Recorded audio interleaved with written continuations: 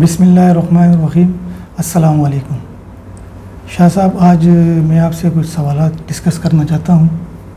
اس میں میرا پہلا سوال آپ سے یہ ہے جو دنیا کے مسلمان ہیں اس کے متعلق ہے۔ جی جی۔ تو سوال میرا یہ ہے کہ آپ دیکھیں دنیا میں جدھر بھی مسلمان رہتے ہیں اس وقت وہ کمزوری کے شکار بنے ہوئے ہیں۔ ٹھیک ہے۔ کیونکہ ہمارے پاس کچھ اختیار بھی نہیں ہے، ایک طریقے سے ہم غلام بنے ہوئے ہیں۔ تو یہ کیا وجہ ہے، کیا ہماری ایسی کمزوری ہے جس کی وجہ سے ہم یہ اتنے نیچے آ گئے ہیں؟ تو ہمیں کیا کرنا چاہیے؟ بسم اللہ الرحمن الرحیم۔ شکریہ بہت آپ کا عامر۔ یہ جو مسئلہ ہے، یہ جو سوال ہے، یہ اکثر لوگ آپس میں بھی ڈسکس کرتے ہیں اور اس پر افسوس کا بھی اظہار کرتے ہیں کہ ہم مسلمان کیوں زوال کا شکار ہیں۔ کیا وجہ ہے کہ ایک زمانے میں ہم دنیا پر حکومت کرتے تھے اور آج ہم ایک طرح سے کمزوری کی، ذلت کی یا محکومی کی زندگی گزار رہے ہیں۔ اس کی بنا پر بہت ساری تحریکیں بھی اسی جگہ پر کھڑی ہوتی ہیں جو اس خواہش کا یا اس عزم کا اظہار کرتی ہیں کہ ہم بالآخر مسلمانوں کی وہی پوزیشن، وہی مقام جو ہے اس کو واپس دلانے کی کوشش کریں گے۔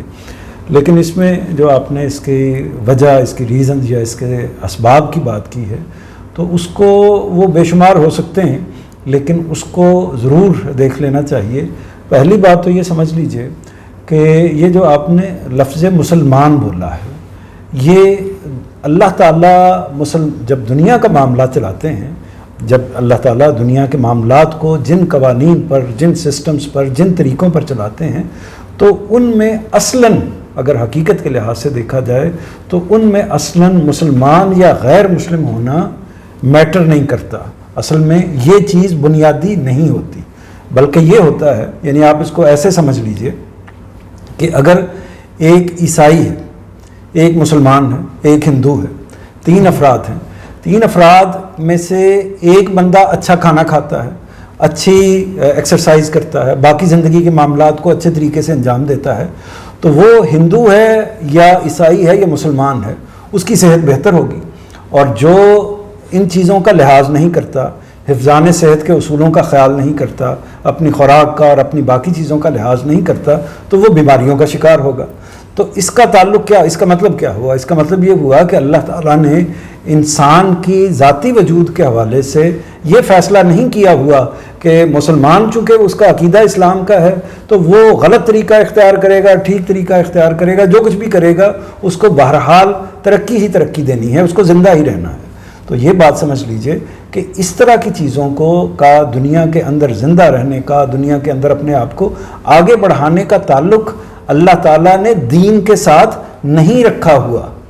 اسلام کا یا مسلمان ہونے کا تعلق ہماری اس دنیا کے جو معاملات ہیں اس کے نتیجے میں آخرت کے ساتھ ہے۔ ہم نے جو کچھ کرنا ہے، ہمارے عقائد اگر ٹھیک ہیں تو اس کا نتیجہ کیا نکلے گا؟ نتیجہ یہ نکلے گا کہ ہمیں آخرت میں جنت ملے گی۔ دنیا کا جو معاملہ ہے، دنیا کا معاملہ یہیں پر رہے گا کہ اگر ہم دنیا کے قاعدوں کو، دنیا کے طریقوں کو، دنیا کے معاملات کو ٹھیک طریقے سے لے کر چلتے ہیں، وہ اگر مسلمان ٹھیک طریقے سے لے کر چلتے ہیں تو مسلمان ایک طرح سے حکمرانی کریں گے، کوئی اور ٹھیک طریقے سے لے کر چلتے ہیں تو کوئی اور لوگ مسلمانوں کے اوپر حکمرانی کر سکتے ہیں۔ تو اس لیے اس بات کو سمجھ لینا چاہیے کہ اس چیز کا تعلق اسلام سے یا مسلمانوں سے یا غیر مسلموں سے بالکل نہیں ہے۔ ٹھیک ہے شاہ صاحب، یہاں تک آپ کی بات سمجھ میں آ گئی کہ وہ اسلام کا یا غیر مذہب کے جو لوگ ہوتے ہیں ان کا اس کے ساتھ کوئی تعلق نہیں ہے۔ لیکن اصل سوال تو میرا یہ ہے کہ پھر ہم مسلمان کمزور کیوں ہو گئے، کمزوری کا شکار کیوں ہو گئے؟ آپ دیکھیں مسلمانوں میں بڑے لائق لوگ ہیں، یہ جو جتنے بھی بڑے یعنی کہ یہ دیکھیں ایٹم بم بنانے والا جو شخص تھا وہ بھی مسلمان تھا۔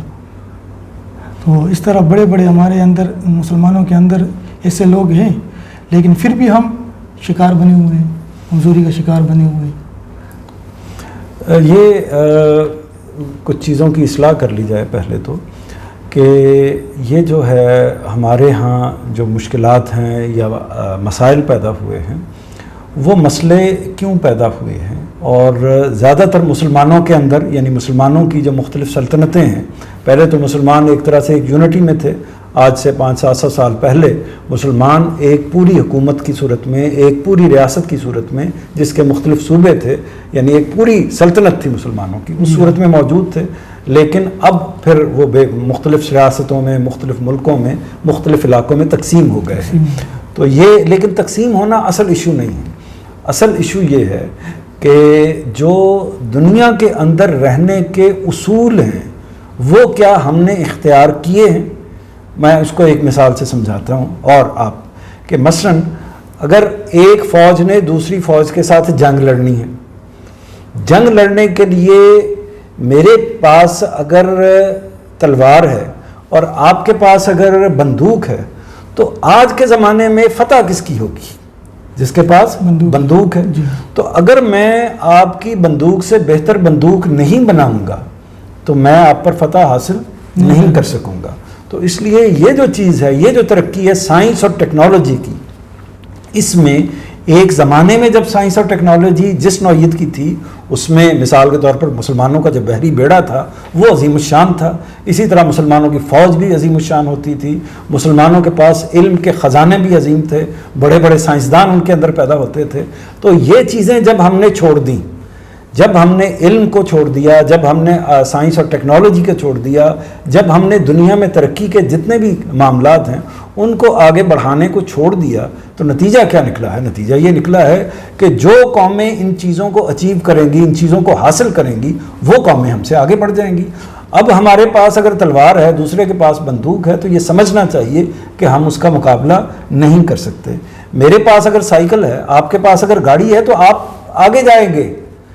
ایک بندے کے پاس اگر ایک چیز موجود ہے تو لیکن مجھے پہلے ان چیزوں کو کور کرنا پڑے گا. اگر میں اس جگہ پر جانا چاہتا ہوں، اس سطح پر پہنچنا چاہتا ہوں، تو پہلے مجھے ان ساری چیزوں کو کور کرنا پڑے گا. تو 2-3 چیزیں اس میں بنیادی ہیں. جی ہاں شاہ صاحب، تو اس میں جو ضروری چیزیں یا خاص چیزیں کون سی ہے جس کو کرنے میں فائدہ ہوگا اور نہ کرنے میں نقصان ہوگا، وہ کون سی چیزیں ہیں؟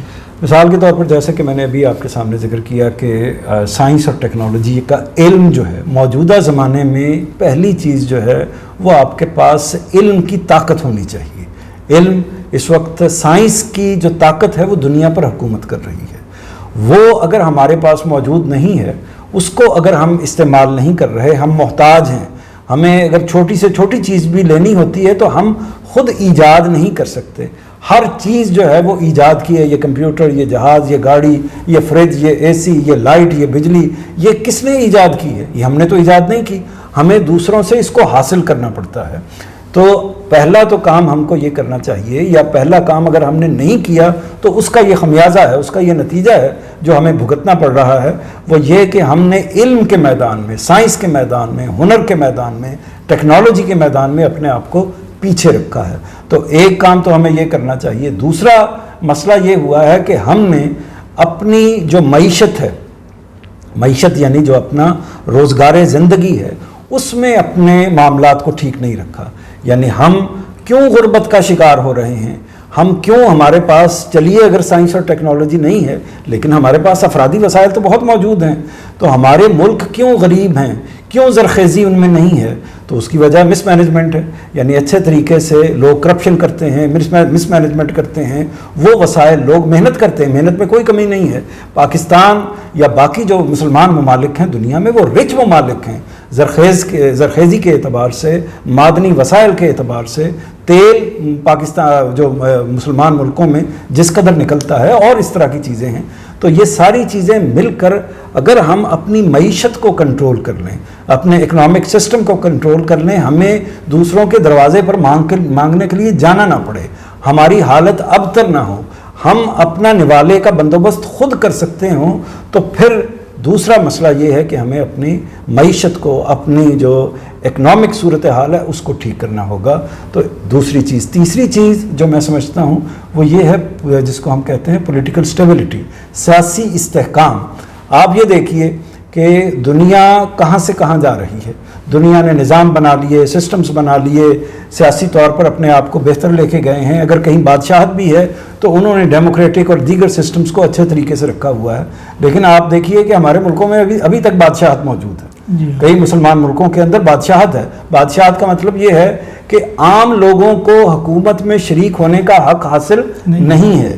اسی طرح بعض جگہوں پر آپ یہ دیکھیں فوج حکمرانی کرتی ہے، بعض جگہوں پر جس کے پاس طاقت ہوتی ہے، جس کے پاس بندوق ہوتی ہے، جس کے پاس قبضہ ہوتا ہے، وہ حکومت کرتا ہے، تو ہم اپنے سیاسی سسٹمز بھی نہیں بنا سکے۔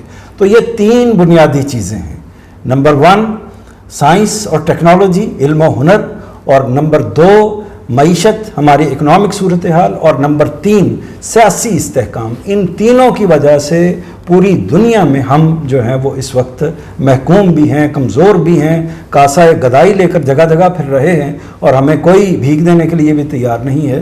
یہ ہم پر اعتماد ہی ختم ہو گیا ہے دنیا کا۔ یعنی آپ یہ دیکھیے کہ مسلمان ممالک زیادہ تر جو ہیں ان کے اوپر لوگ اعتماد نہیں کرتے، قومیں اعتماد نہیں کرتی۔ تو یہ جو صورتحال ہم نے پیدا کر دی ہے، اس صورتحال سے جب تک ہم نہیں نکلیں گے، ان تینوں میدانوں میں جب تک ہم اپنے آپ کو ٹھیک نہیں کریں گے، یہ صورتحال ایسی ہی رہے گی، اس سے زیادہ خراب تر ہوتی چلی جائے گی۔ اور اگر ہم نے نکلنا ہے تو اس کے لیے پھر ہمیں برسوں کا سفر کرنا پڑے گا۔ پہلے ہمیں اپنے آپ کو ٹھیک کرنا پڑے گا، ان کے مقابلے میں آنا پڑے گا، دوسری قوموں سے آگے بڑھنا پڑے گا۔ جب تک ہم ان فیلڈز کے اندر دوسری قوموں سے آگے نہیں بڑھ جاتے، اس وقت تک ہم کوئی کامیابی ہمارا مقدر نہیں بنتی۔ اللہ تعالیٰ صرف اس بنیاد پر کہ چونکہ ہمارا عقیدہ اسلام ہے اور باقی ہم کچھ نہ کریں، اس بنیاد پر اللہ تعالیٰ ہمیں کوئی ترقی نہیں دیں گے۔ اللہ تعالیٰ ترقی اسی صورت میں دیں گے جب ہم ایفرٹ کریں گے، جدوجہد کریں گے، اور ان میدانوں میں اپنے آپ کو اسٹیبلش کریں گے۔ جی شاہ صاحب، بہت شکریہ آپ کا، بات سمجھ میں آ گئی۔ تو انشاءاللہ پھر آپ سے ملیں گے، اور کوئی سوالات ہیں تو انشاءاللہ آپ سے ڈسکس کریں گے۔ ضرور انشاءاللہ۔ بہت شکریہ، جزاک اللہ۔